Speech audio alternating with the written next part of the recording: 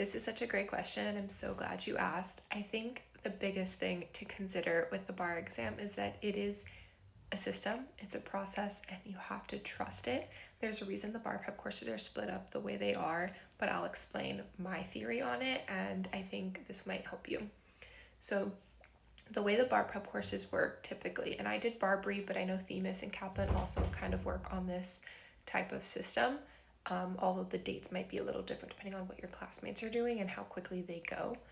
But the first half of bar prep is MBE, and then the second half is your state specific. And in Florida, we are not UBE, we have the Florida bar exam, the Florida portion, which is there are 3 essays in the morning, and then you have 100 multiple choice, and then day 2 is MBE, which everybody in the country takes, and it's 200 multiple choice, 100 in the morning, 100 in the afternoon.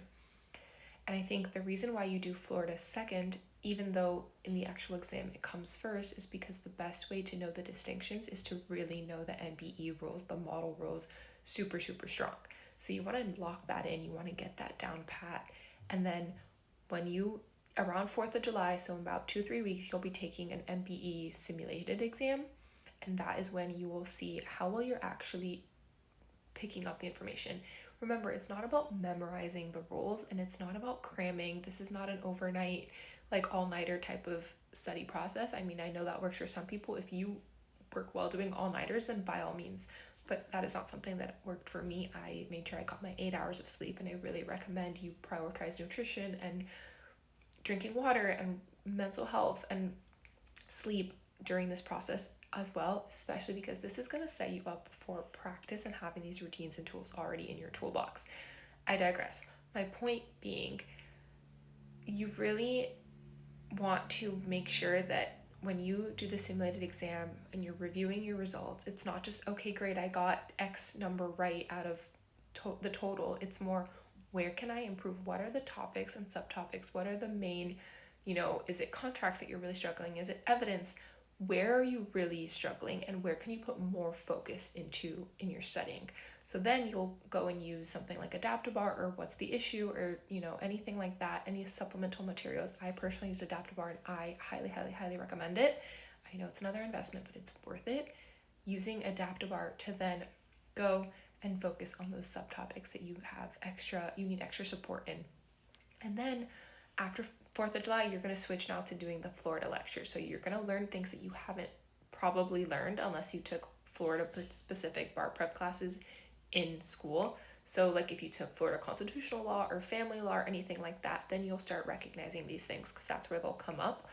But I went to school out of state, so I had to learn it all through the bar prep course. And I think this is why the system works the way that it does. You're going to do all your courses, your lectures, and then you're going to start doing practice questions, but you're going to start doing MBE prep in the middle of it. So I would do it in the morning. I would start with 20 to 25 MBE questions. I would do my Florida lecture for the day.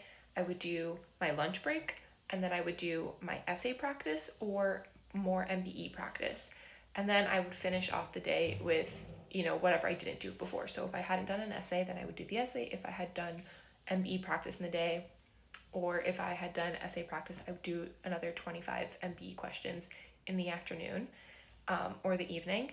And then that would prepare me to remember the rules that, okay, Florida, I learned that, Florida criminal procedure is a different set of dates, the way that, when the hearings have to happen, when the, arraignment and all those things.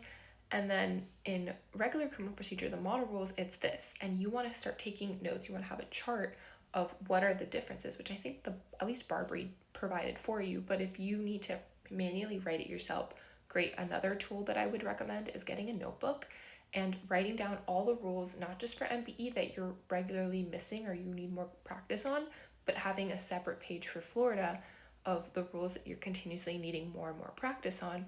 That way you focus your practice, your multiple choice questions on that. Also, when you're doing the Florida essays, and I highly recommend using the Florida study guides that the Florida Board of Bar Examiners provides on their website.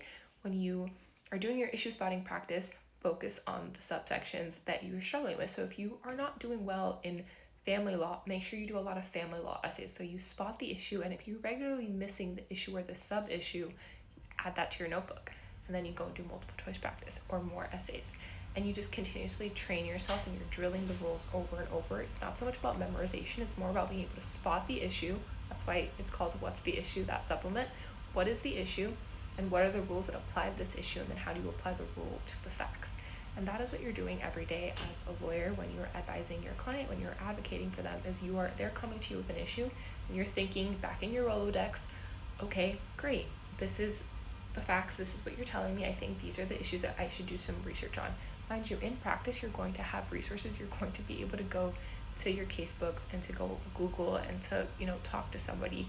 In practice, it's not about memorization. You're not expected to know the rule right off the bat. You're expected to understand what's being tested and how it's being tested. So it's more about a strategy of how to answer the question properly than being able to recite the rule. In your essays, obviously you do need to know them a little bit better, but if you apply the rule to the facts, even if the rule was wrong, you're gonna get the point because you applied the rule that you stated correctly. So I think the more you do practice questions, essays, issue spotting, the better it will be. But trust the process, focus on your MBE right now, get really strong on MBE, and after your simulated bar exam, if you're still struggling with getting MBE, well, then come talk to me, because that is a different subset of advice that I can give you. But focus on MBE right now, and then when you start doing Florida lectures, you'll start seeing things make sense, because they're going to tell you in the lectures, the model rules is this, Florida's distinguishing by doing this. And if you put that in your essay, you're going to get extra points, because they're going to be like, oh wow, you know both of them well enough. And that's how you're going to explain to your clients, yes, I know that in California the rule is this, but actually in Florida it's this. And you're not cramming, it's not about memorization, it's not about being able to, recite it off the top of your head. However, if you're someone who does really well with flashcards, to be able to drill it and learn the rule and learn how it is applicable, how it's going to be tested, then by all means make the flashcards or make the outline, or have the whiteboard. Like I had the whiteboard, like a board like over here, and I would write on a dry erase board like the rules. I had sticky notes, I had all of the things, but the biggest thing for me was mindset. And I think if you take a step back, breathe, and refocus your energy on not what you don't know, but what you do know, and rewarding yourself for what you do know, I think you're going to do okay.